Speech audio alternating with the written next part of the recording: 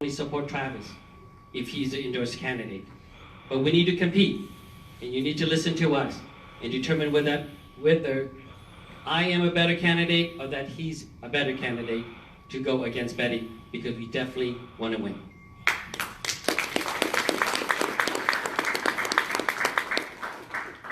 Shia, what are your ideas on fixing our broken immigration system? The failure of 9/11, the failure of immigration is what led to the 9/11 attack. I don't see our current Congresswoman doing anything to sharpen and to fix our system.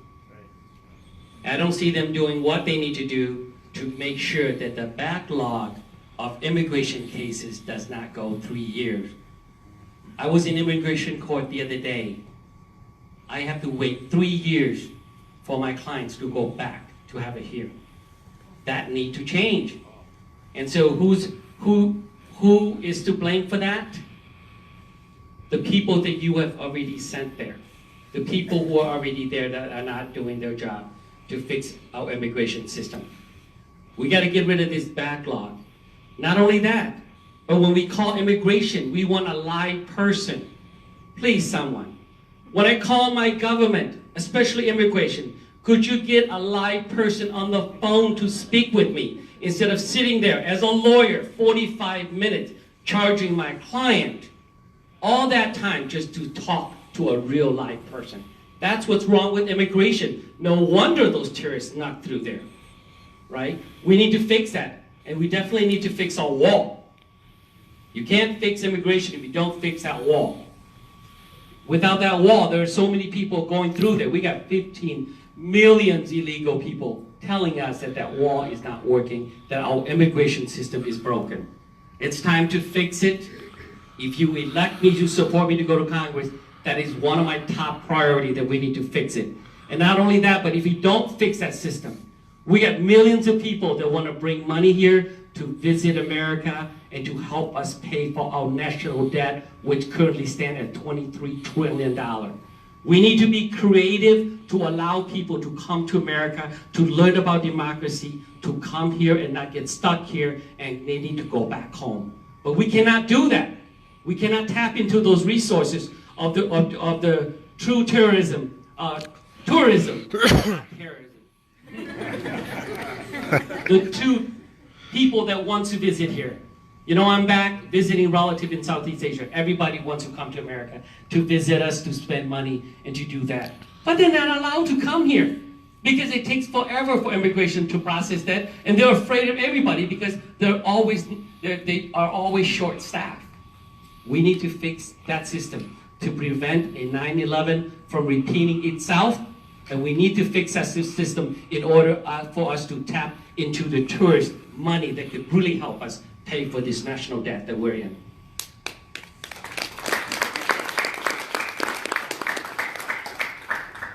Travis, what are your ideas on fixing the broken immigration system? Well, let's be real when we're talking about that question. The image that everybody has in their mind today when you talk about broken immigration system is immediately kids in cages. We can't run away from that. We've got to accept the fact that that is where the conversation is going to start from in the mind of the average person. And I think it is tragic that these kids are in cages. I think it's tragic that any of these people ended up in suboptimal facilities. And yes, the left has lied about them. And yes, the left has lied and said that they are concentration camps. And yes, the left has lied and said people are drinking from toilets, and none of that is true. But I think we can all agree it's unideal that we have these camps set up on the border in the first place. So why did that happen? It happened because we allowed ourselves to develop a reputation for being soft. People were coming here convinced that if they just knew the magic words, then they'd get in. They were asking for coaching from people. Well, what do I have to say in order to get ICE to just say, okay, they're a refugee, we'll let them in? And we can't operate that way. We need to have our reputation be that we are strong but fair, tough but fair. If you reach the border, you will go back. I'm not happy about the camps, but I am happy that the image that is developed in the minds of those who don't already live here is starting to shift and change. And they are starting to see, oh gee, you don't just say open sesame and they let you in. There is a process, and you have to go through it. Even if you try to jump the rail, there is still going to be a consequence for you. As far as people who are already here, that also needs to be dealt with. And I suspect that one of the ways that we could address that, while still maintaining legitimacy, it becomes very easy to say, let's just throw the rule book out. Let's just ignore the rules. Let's just give clemency to everybody who's here, or, well, you know, we'll deal with it some other day. No, we need a legitimate way to deal with it now. And I would propose an idea that I first heard from Newt Gingrich several years back, and that's establishing a draft board style review system where people from the community will hear the appeal made by somebody who has been here illegally, and that draft board style commission will then have the final yay or nay. I'm certain that I won't agree with all of their decisions, but we need a legitimate way to do this, and that would be a legitimate way for citizens to actually play a role in there. In doing so, we can reduce the backlog that's in place, and we can trust people. If we've already given up on trusting people in our communities more than we trust the central government, then we're really up the creek without a paddle. Thank you, Travis. In the 2018 election, a big part of the swing vote was suburban women who voted Democrat. How do you propose we address this? I think there's a lot of suburban women who are very uncomfortable with the idea of anyone who decided that they are a woman today being able to use the same bathroom as their daughter. We have seen a tremendous rise in transgenderism and in discussion around the transgender issue, and a borderline psychotic reaction to this, where now even posing the idea of two sexes is something that people find triggering and uncomfortable. New York City, I've lost track, but New York City, I think, had officially something like 64 genders you can identify as in New York City. And in fact, employees of the city in New York face potential penalties if they say something like, there are only two genders. This is madness. This is insanity. And I don't think that suburban housewives are insane. And I think they can look at something as obviously deleterious as that rejection of basic science and be concerned. You know, my whole life, I've heard that Republicans are the anti-science party. Oh, Republicans don't believe in evolution. Oh, Republicans don't believe in climate science. Oh, Republicans think the earth is flat. Let me tell you something. Transgenderism in its current form, let's call it gender denialism, is no better than flat eartherism. If you're going to come out here and say there's 64 genders, that's just as unscientific and ludicrous as saying the earth is flat. I think suburban housewives know that, and I think we need to start having that conversation with them. Thank you, Shia. In the 2018 election, a big part of the swing vote was suburban women who voted Democrat. How do you propose we address this? Suburban wives are some of the hardest working people out there. And they are the people that understands the budget of the family, how to take the children to hockey or to games, to take care of the house, to pay the bills. And they're sick and tired of the amount of money that they made to take care of their family are all being thrown out the door by government wage. If we don't fix that problem, they're not going to support us. They need to hear the message of the party that is going to be able to allow them to keep and protect the family and to take the children and pay for the things that they really need to take care of the family. And so that's what we need to do. We need to make sure that they understand what we stand for in terms of making sure that we don't overtax them, that they're able to get equal pays for equal work. Those are issues that is very important to them. If they're able to provide for their family, they'll be more willing to support what we're doing. And if we tackle medical bills that are what I alluded to earlier, so that they can afford medical insurance for their family, so that they can take care of their mother and father who's old and that needs help. Those are the things that we need to talk about that matters to the suburban woman. And I think somehow that message got lost out there. We need to let them know that we believe that the suburban women are a central core of what makes the suburban such a vital part of our society. And we need to respect them, to treat them that way. If our party sends a message and we carry through what I have stated, I believe that we will win the vote back. Thank you. Shia, how will you work to negotiate across the aisle? So I'm a trained mediator for a reason. I'm a lawyer. I know how to fight, if you want me to fight, but I also know how to negotiate. Also, mainstream and cultural negotiation. It's a skill that you should never offend your opponent, like what the left is doing with the president, like what Pelosi and Betty's doing with the president. You continue to bash and trash your opponent, you will never be able to negotiate. We are elected officials. We represent the United States. We need to treat each other with respect with the words we call each other. We don't call each other fraud and liar and 100% lie and 1,000 lies. If we use that type of language, we will never be able to cross the aisle. I'm going to be much better at reaching the aisle. For the last 20 years of my legal practice, I have to learn how to get along with everyone, with law enforcement and with defense, with defendants and with victims, advocates and with victims, and with different minority groups and with mainstream. I've learned how to get along with everyone. I've handled many mediation cases, as well as pioneering cultural mediation with the law school. So I know how to treat people the right way, to make sure that it's the common grounds that we have that bring us together.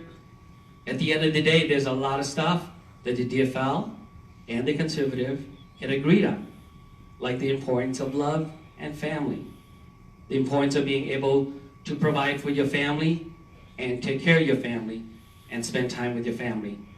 These are the values of America. And to protect freedom, we can all agree on that. But we have to learn how to treat each other with respect. Without that, we're not going to be able to cross the aisle. Our opponent has clearly shown all you need to do is read everything that she's written about our president and the Conservative Party. There's no way to get an agreement if you treat each other that way. That's something that I would never do, and I would definitely do a much better job of crossing the aisle, because I know what I need to do in order to win their support and why they should support our position.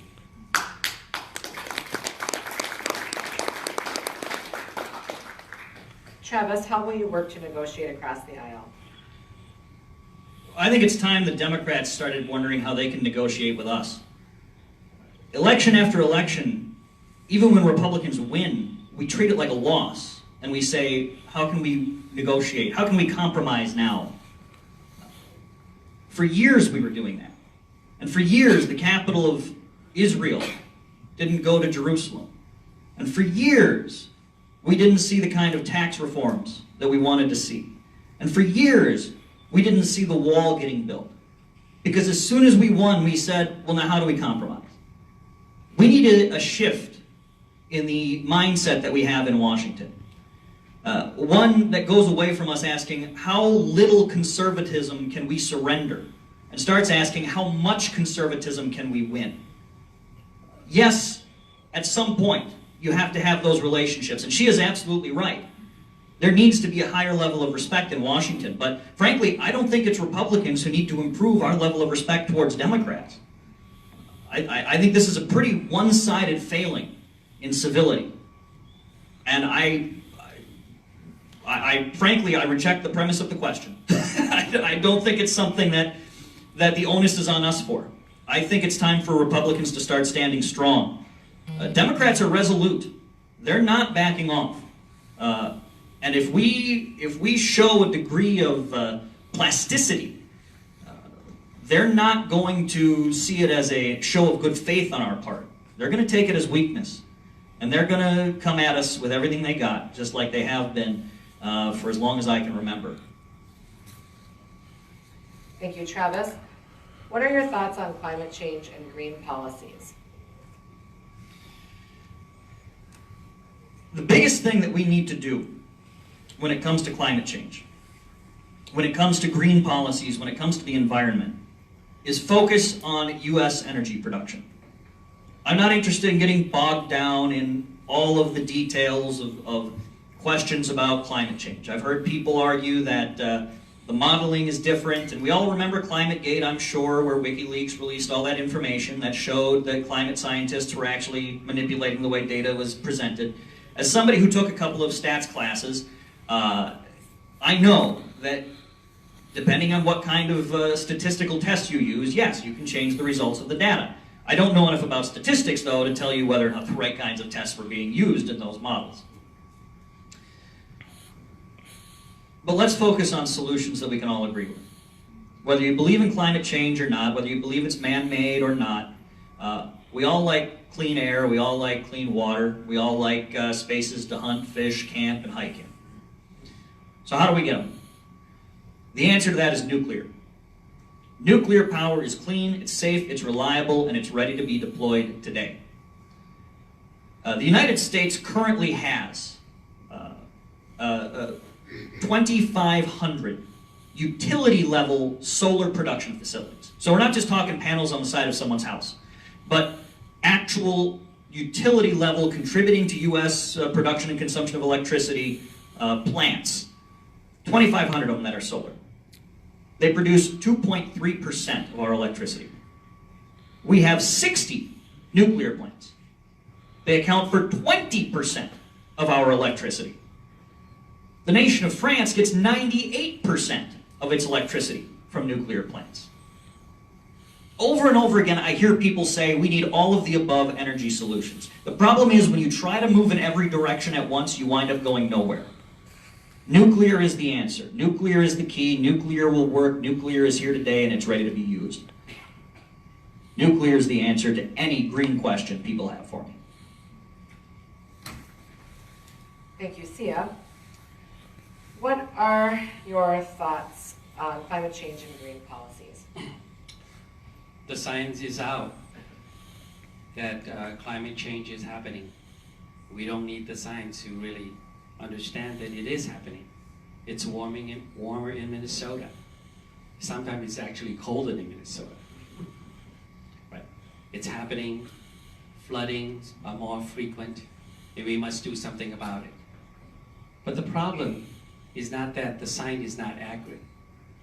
The problem is to enforce an agreement around the world that is fair and that it would reduce emission of carbon.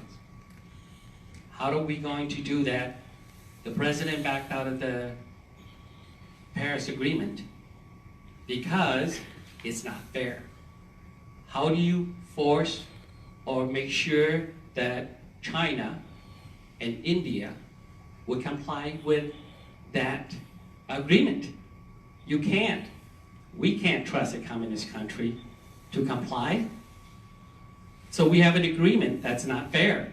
Now we're fighting we're fighting a battle with our hands tied behind our back.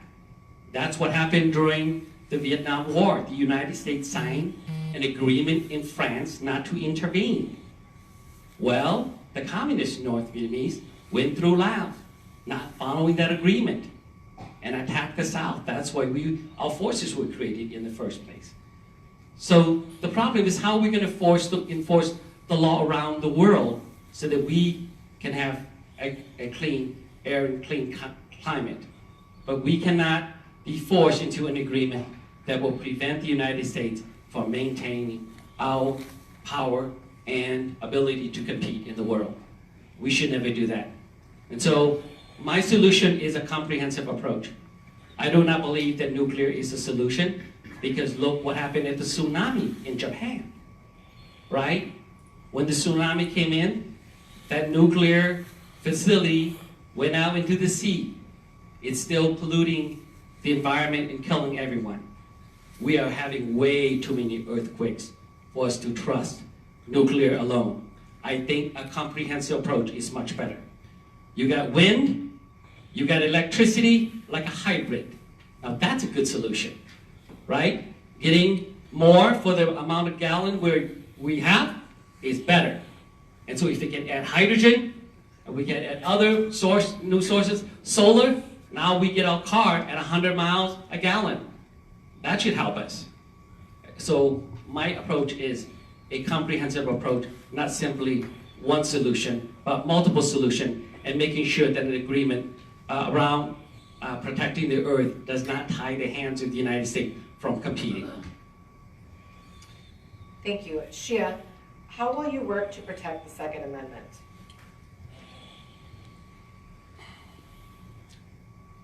We need to make sure that our highest court are appointed by judges that is going to enforce the Constitution.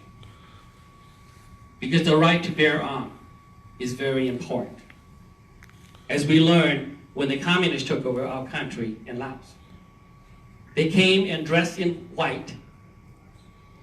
It's kind of strange when I saw the President's State of the Union where the left all wear white. It scared me a little bit, like how come they dress white like the communists that took over our country. The next thing the communists wanted us to do was to surrender our weapon, because the state will protect you. Really? We don't believe in that, do you? We don't have enough law enforcement in here to protect our family. You know that. I know that. So for us to give up the right to protect our own family in this country, we should never give up that right. We need to educate our people about the right to bear arms, to use the arm safely. It's not the weapon that kills. It's the people that kill. I use this analogy. When a plane crashed and killed 200 people, do we get rid of the plane? Is that what we're doing? Don't fly anymore. Get rid of all the planes. Don't fly, because it kills. Oh, by the way, let's get rid of all the cars. This car kills a human every minute. Car kills. Let's get rid of cars. Let's just walk, right? Maybe the Congress lady can ride a horse from here to DC. Why don't we do that, right? Because that's gonna really help us. Let's get rid of cell phone, so she could just maybe go back to the old phone, because this thing, the cell phone, well, that's going to contribute to the environment as well. So the Second Amendment is very important. We should never lose that right, and we need to educate our people, especially our young people, about what they need to do to protect themselves, because that's what happened to the Jews. During Hitler's rule, they surrendered all of their weapons, and we should be very wary of any party that wants to get rid of our right to bear arms. Thank you. Travis, how will you work to protect the Second Amendment? Well, she is absolutely right that the key to that on a federal level is the Supreme Court. We have to make sure that we have justices there and judges in federal courts that are dedicated to the protection of the Second Amendment and our ability to preserve our own lives. One of the interesting things that's been happening lately is a huge uptick in the number of trap shooting teams in high schools. So I'm very encouraged to see more and more young people getting exposure to this. When my dad was a kid in high school, he always tells me this. When he was a kid in high school, right after class, they would immediately go hunting. So half the guys at White Bear High School back in, this would be the late 1950s, had guns in their car. The high school kids, because they wanted to go hunting right after class. We got away from that for quite a while, where kids just weren't really exposed to guns, except maybe in action movies or video games. So seeing a rise in trap shooting is really exciting for me, because it shows that there's a cultural return that's starting to take place there. And an interesting side note, high school trap shooting is the only high school sport that has never had an injury in Minnesota. So. Thank you. Travis, how important are international alliances to the future success of the USA?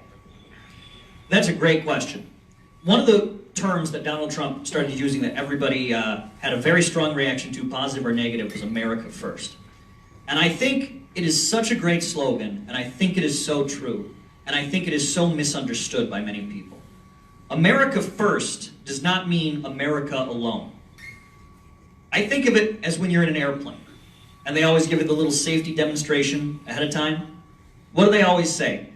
If masks fall from the ceiling and you're traveling with small children, make sure you put your mask on before you try to help anybody that's accompanying you. Why? Because if you try to put the mask on the kid and you can't breathe, you're going to wind up passing out, and neither one of you is going to get the oxygen. The reason I support the America First approach to foreign policy is because we need to have a strong country that's able to take care of itself. Jordan Peterson always says, clean your room, right? Start with what you're responsible for. And we're responsible for our own country. We need to be a strong country capable of defending itself, or we're not going to be an ally worth having. We also need to be looking for our own interests. Not just the interests of, well, as I said earlier, the State Department will look at different countries around the world, and depending on what country they're assigned to, they will come back with, here's what that country wants, here's what we need to give them. But that shouldn't be the mindset. The mindset should be, what do we want, what's in our interest, and now what do we have to give that country to get it? Not against the cooperation, I'm just saying it is cooperation, it's not charity. And a lot of the mindset around foreign policy changed to the United States as a great dispenser of charity to the world. It's sort of a misguided, altruistic approach. It's not sustainable, and it wasn't working. It didn't make us any friends. Everybody just thought we were more gullible. They weren't impressed by us. They weren't more willing to work with us. They just knew, hey, we can get what we want from the United States. So I've been very encouraged to see pressure put on NATO, to see countries actually start meeting their commitments, because if those countries aren't meeting their commitments, NATO's not going to be the strong alliance that we need it to be. I want a strong NATO. And it's up to the other countries in NATO to keep it strong just as much as it's up to us. So, I'm a big fan of international alliances. I'm also a big fan of making sure that they are coordinated and managed by the United States in our own interest. Thank you. Shia, how important are international alliances to the future security of the USA? Very important. America cannot maintain freedom in the world alone. Our national debt of $23 trillion came a lot from protecting the world, all alone. And other countries that can and should support are not doing their fair share. I applaud the President for forcing the European Union to do their part to protect the United Nations and to protect NATO. That's what we should do. The alliance is important, but we need to develop that relationship with all of the countries around the world, the freedom-loving country that are still with us. Other forces, the communist forces, that do not want to see freedom succeed, they're working hard to develop their alliances against the United States. So we want to maintain the life that we do here in this country, to be free. Building alliances and sharing the burden of freedom with all of our allies is absolutely a necessity. That's something that I definitely need to support and encourage the President to continue to do, to make sure that our allies understand that we treasure their relationship, that we have a common cause to maintain freedom around the world, and that we must stick together if we want to be free. Thank you. Shia, have you studied the Founding Fathers? And if so, what have you learned? Yes, I have. The Founding Father, Benjamin Franklin, or George Washington, the person that made this country possible, because he made a decision to defend this country and to start this country so that we can have America. The founding fathers are the ones that came out and put the Constitution together, that organized the original 13 states together because they need to be united in alliance against monarchy from England. The founding father has the courage to create a balance of power of the executive, legislative, and judicial branch. A balance of government that allow our country to become the best and the most powerful country on earth. We have this balance of system that the founding father created. And that is why we have the country that we do. And that is why we're able to go through the problem that we do without killing each other. Even in this impeachment process, there was a rule of law. It was a constitution that the attorney argued, and that the people voted according to what the founding father created in the system to protect freedom and democracy in this country. And so what I found out, I am truly at awe at how intelligent they are and what courage they have to come together to create a law that all men are created equal. That is very important. So that's what I learned about the founding father, their ability to create the documents that still control our country today, and that's what made America the best country in the world. Thank you, Travis. Have you studied the Founding Fathers? If so, what have you learned? I have studied the Founding Fathers. In fact, my bachelor's degree is in U.S. history, so tonight is the first time I've ever used it. I will say, sadly, though, that even with a bachelor's degree in U.S. history, we never read the Federalist Papers. And so this last summer, when I was thinking about running for office, I went out and I picked up a copy, and I would go walk around Lake Nokomis near my office, and I would read on my lunch break. And there's an old saying I heard that the founders of America were a group of geniuses who set up a system that could be run by a bunch of idiots. And when I look at the state of Washington today, I see just how accurate and almost prescient that saying was. One of the underlying themes in the Federalist Papers that you don't usually hear about is a rejection of democracy. We use the term democracy colloquially to mean any time you have elections. And that's fine, I suppose, in day-to-day speak, but it really does sort of cloud the issue. Our founders didn't like democracy. They were afraid of democracy. And I've been concerned as I've seen more and more a command for democracy coming from the left.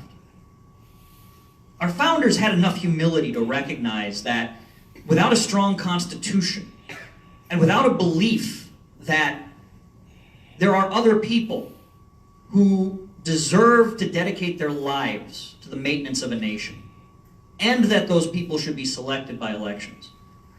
The alternative to that is mob rule. And as we've watched the left proclaim the 2016 election illegitimate, and the 2018 Georgia election illegitimate, and we're already hearing rumors about how the 2020 election is going to be illegitimate, and we're seeing calls to abolish the Electoral College, and even some people calling to abolish the Senate, because none of these institutions are democratic. It shows me how wise our founders were to recognize the threat of democracy. And it shows me that the real threat is nothing in our system. It's a lack of humility in recognizing the wisdom of the system. Thank you. That's all the time we have for questions. We'll do 5 minutes with each candidate for closing statements. And Travis went first in opening statements, I believe, so we'll let Shia go first for closing statements. But before we do that, I again want to thank CD4 for hosting. Congratulate you both on your candidacy. It takes a lot of courage to step up, so I applaud you for that. And thanks to Mickey for asking me to come in moderate. It's been my pleasure. And the timekeeper, that's a tough job. So with that, we'll go ahead and start 5 minutes for closing statements. Shia, you have the floor.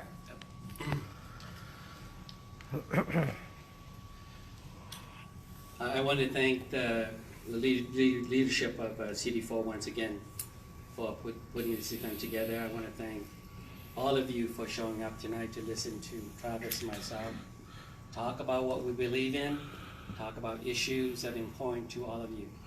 And that's very important. In fact, that's what we should do when we're elected, that we should continue to have this conversation with all of the citizens of CD4 so that we would know what to do and what type of vote and position that we need to take once we're in Congress.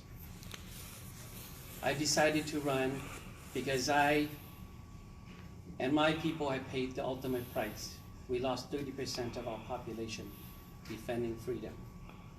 So if anybody that should understand that freedom is not free, I should, or the Hmong Americans should, or the other races that lost a lot of people for freedom should understand the price of freedom. And then we need to treasure the freedom that we have in this country daily. And then we need to protect it with everything that we have to make sure that we do not lose this freedom. And for a long time now, it looks like America has forgotten what freedom is. I'm running because I want America to understand that message, that she has given me so much, that I'm able to achieve the American dream. That here in America, an Afro-American boy can become Tiger Woods. And here in America, a young Hmong women can win gold Olympic gymnastic on behalf of the United States. Or that a Hmong refugee, born in Laos, raised and educated in the United States, can achieve the American dream and run for the highest office of this land. The fact that I have that opportunity says everything about America. And that America is the greatest country in the world, and the world looks up to America. It is time for America to elect new leaders with new visions and new ideas to bring America together to solve the real difficult issues that really impact America, and not about career politician running for political point and supporting their political party. That needs to end, and that is why I'm running. If I'm honored enough to win your support, I will not let you down. Thank you.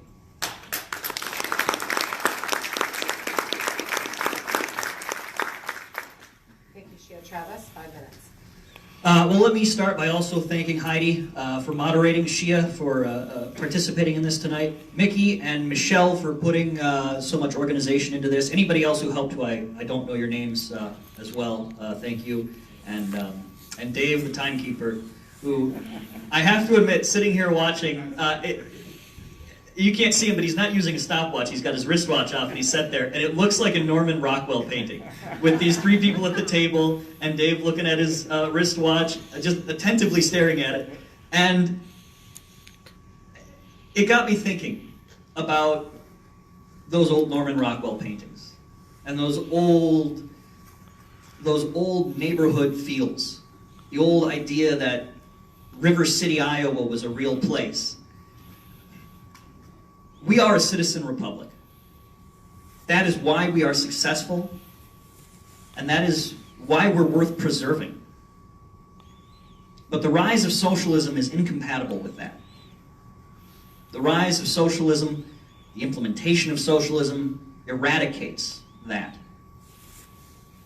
That's why I got into the race. Because I want a little more Norman Rockwell and a little less Karl Marx. We need free speech in order to do that. We need free speech in order to advocate for our ideas and in order to preserve that way of life. And it's a way of life worth preserving. And we need to protect life, whether it be an elderly person who the death panels are considering refusing medical attention to, or a newborn infant whose mother didn't want it. I care about those lives. I care about this republic. I care about having your support. I hope I can count on it at the convention here in a few weeks. Thank you all very much.